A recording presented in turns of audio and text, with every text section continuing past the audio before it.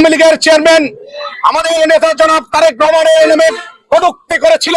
বিএনপির ভারপ্রাপ্ত চেয়ারম্যান তারেক রহমানের রাষ্ট্র কাঠামো মেরামত 31 দফা বাস্তবায়নের লক্ষ্যে চট্টগ্রামের বাঁশখালীতে লিফলেট বিতরণ ও ধানের শীষের পক্ষে প্রচারণা চালিয়েছেন কেন্দ্রীয় ছাত্রদলের সাবেক যুগ্ম সম্পাদক মফিজুর রহমান আশিক।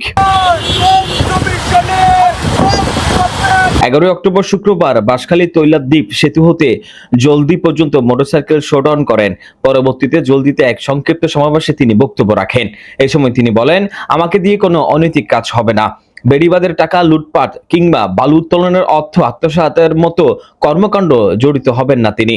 পীর এলাকার একজন চেয়ারম্যান আওয়ামী লীগের সাদাত হোসেন এবং খানখানাবাদের দুজন সাবেক চেয়ারম্যান জসিম এবং বদরুল, তারা আমার নেতা জনাব তারেক রহমানের নামে কটূক্তি করেছে, ফাঁসির দাবিতে মিছিল করেছে।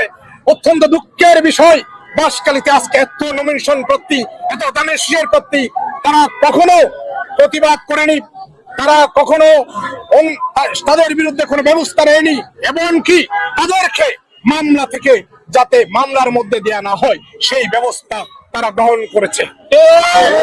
আমি বাঁশখালীর বিএনপির সাধারণ নেতা কর্মীদের উদ্দেশ্যে বলছি, আমাদের আবেগ, আস্থা, ভালোবাসা, বিশ্বাস, আমাদের উৎসাহ প্রেরণার জায়গা হলো বাংলাদেশ জাতীয়তাবাদী দল বিএনপির ভারপ্রাপ্ত চেয়ারম্যান জননেতা জনাব তারেক রহমান।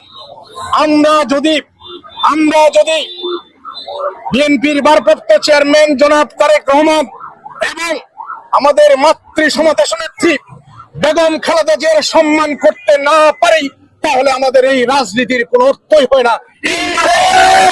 এই রাজনীতি শুধু দলের সাথে প্রতারণা নয়, সাধারণ মানুষের সাথে প্রতারণা।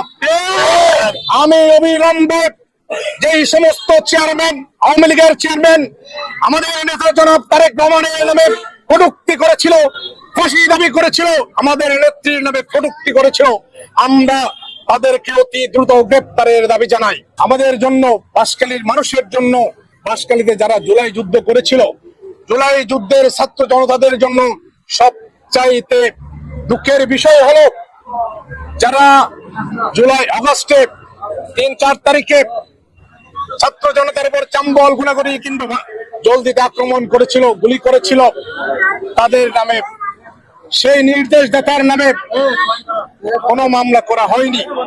সেই নির্দেশদাতা হলো আমাদের দামি এমপি মুজিবুর রহমান সিআইপি।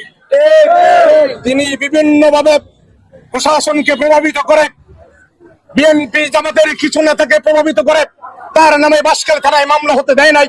আমি এর তীব্র নিন্দা ও প্রতিবাদ জানাই। এই সময় কেন্দ্রীয় ছাত্রদলের সাবেক সদস্য আবুল কালাম আজাদ, সহকারী public prosecution APP Abdul Mansur Sikdar, Banshkhali উপজেলা যুবদলের সাবেক যুগ্ম আহ্বায়ক জালাল উদ্দিন, চবি ছাত্রদলের সাবেক যুগ্ম সম্পাদক ইমরানুল হক, দক্ষিণ জেলা ছাত্রদলের সাবেক সদস্য নেজামুদ্দিন, শিকদার বাবুল, আনিসুর রহমান, ছাত্রদল নেতা জোনাইদুল করিম, মাইনুর রশিদ, ইলিয়াস, খালিদ হাসান মেহেদি, মানিক, মিশকাত সহ বাঁশখালী উপজেলা বিএনপি ও অঙ্গ সংগঠনের বিভিন্ন স্তরের নেতাকর্মীরা উপস্থিত ছিলেন। Desk report 24 Chittagong.